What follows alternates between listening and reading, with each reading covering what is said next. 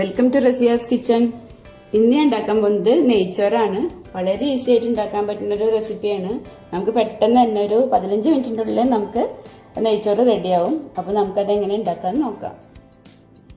അപ്പോൾ നമുക്ക് നെയ്ച്ചോറ് ഉണ്ടാക്കാൻ തുടങ്ങാം. അപ്പോൾ ഞാനൊരു പാത്രം അടുപ്പത്ത് വെച്ചിട്ട് അതിൽ കുറച്ച് വെളിച്ചെണ്ണ ഒഴിച്ചിട്ടുണ്ട്, കുറച്ച് പശു നെയ്യ് ഒഴിച്ചിട്ടുണ്ട്. ഇനി നമുക്ക് ഈ സവോളയും, ഇത് ഓൾ സ്പൈസസിൻ്റെ ഇലയാണ്, അതുപോലെ തന്നെ രമ്പയിലയാണ്, അത് രണ്ടും നമുക്ക് ആ പാനിലേക്ക് ഇട്ട് കൊടുക്കാം.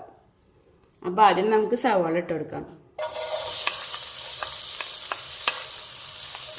വേറെ ഗരം മസാലയൊന്നും ഞാനിതിൽ ചേർക്കണില്ല. ഈ 2 ഇല മാത്രമേ ഞാനിതിൽ ഇടുന്നുള്ളൂ.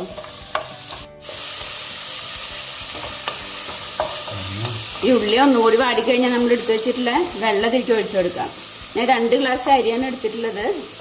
2 ഗ്ലാസ് അരിക്ക് ഞാൻ 3.5 ഗ്ലാസ് വെള്ളമാണ് എടുത്തിട്ടുള്ളത്. അരി ഞാനൊരു 10 മിനിറ്റ് കുതിരാൻ വെച്ചിട്ടുണ്ടായിരുന്നു. ഇനി നമുക്ക് ഈ ഉള്ളിലേക്ക് 2 ടീസ്പൂൺ ഉപ്പിട്ട് കൊടുക്കാം.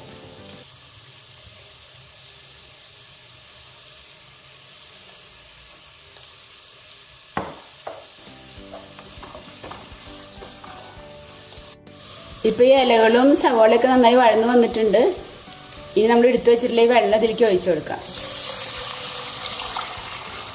ഈ ഇലകളൊക്കെ ഈ നെയ്യിൽ കിടന്ന് നന്നായി വഴന്നു കഴിഞ്ഞാൽ തന്നെ നല്ലൊരു സ്മെല്ലായിരിക്കും. അപ്പം നമുക്ക് വേറെ ഗരം മസാല ഒന്നും ചേർക്കേണ്ട ആവശ്യമില്ല. ഇപ്പം ഞാൻ ഇതിലേക്ക് വെള്ളം ഒഴിച്ചു കൊടുത്തിട്ടുണ്ട്. ഇനി നമുക്ക് ഒന്ന് മൂടി വയ്ക്കാം. ഞാൻ തിളച്ച് കഴിഞ്ഞാൽ നമുക്ക് അരി ഇട്ട് കൊടുക്കാം.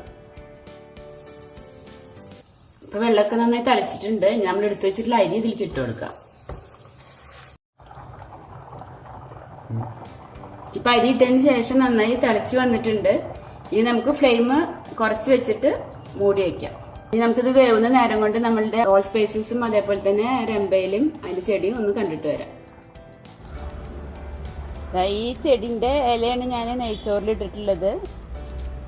ഇത് ഇവിടെ ഞങ്ങളുടെ വീട്ടിലുള്ള ചെടിയാണ്. രമ്പയില, അതുപോലെ തന്നെ ചോറ്റുവാഴ എന്നൊക്കെയാണ് ഇതിനെ പറയുന്നത്. ഈ മരത്തിൻ്റെ ഇലയാണ് ഞാൻ നെയ്ച്ചോറിൽ ഇട്ടിട്ടുള്ളത്. ഓൾ സ്പൈസസ് എന്ന് പറഞ്ഞിട്ടുള്ള ഒരു മരമാണിത്. ഇപ്പോൾ ഒരു 12 മിനിറ്റ് ആയിട്ടുണ്ട്. നമുക്കൊന്ന് തുറന്ന് നോക്കി നോക്കാം. അപ്പോൾ നമ്മളെ ചോറൊക്കെ വെന്തിട്ടുണ്ട്. നമുക്കിനി ഒന്നും കൂടി ഇളക്കിയതിന് ശേഷം ഫ്ലെയിം ഓഫ് ചെയ്യാം. ചോറൊക്കെ നന്നായി വെന്തിട്ടുണ്ട്. ഇലയുടെ നല്ലൊരു സ്മെല്ലൊക്കെ വരുന്നുണ്ട്. നെയ്യിൻ്റെ അളവൊക്കെ നമുക്ക് നമ്മുടെ ഇഷ്ടത്തിനനുസരിച്ച് ഒഴിക്കാം. ഈ 2 ഇലയ്ക്കും നല്ലൊരു ഫ്ലേവറാണ്. അപ്പോൾ അതുകൊണ്ട് നമുക്ക് വേറെ ഗരം മസാല ഒന്നും ഇടേണ്ട ആവശ്യമില്ല. അപ്പോൾ നമ്മൾ ചോറൊക്കെ റെഡി ആയിട്ടുണ്ട്. ഇനി നമുക്ക് ഫ്ലെയിം ഓഫ് ചെയ്യാം. അപ്പോൾ നമ്മൾ വളരെ ഈസി ആയിട്ട് ഉണ്ടാക്കാൻ പറ്റുന്ന നെയ്ച്ചോറ് റെഡി ആയിട്ടുണ്ട്. അപ്പോൾ നമ്മൾ നെയ്ച്ചോറ് സെർവിങ് ഡിഷിലേക്ക് മാറ്റിയിട്ടുണ്ട്. അപ്പം നിങ്ങൾക്ക് എൻ്റെ വീഡിയോ ഇഷ്ടമായിട്ടുണ്ടെങ്കിൽ ലൈക്ക് ചെയ്യുക, ഷെയർ ചെയ്യുക. എൻ്റെ ചാനൽ ഇതുവരെ സബ്സ്ക്രൈബ് ചെയ്യാത്തവരുണ്ടെങ്കിൽ സബ്സ്ക്രൈബ് ചെയ്യുക. താങ്ക്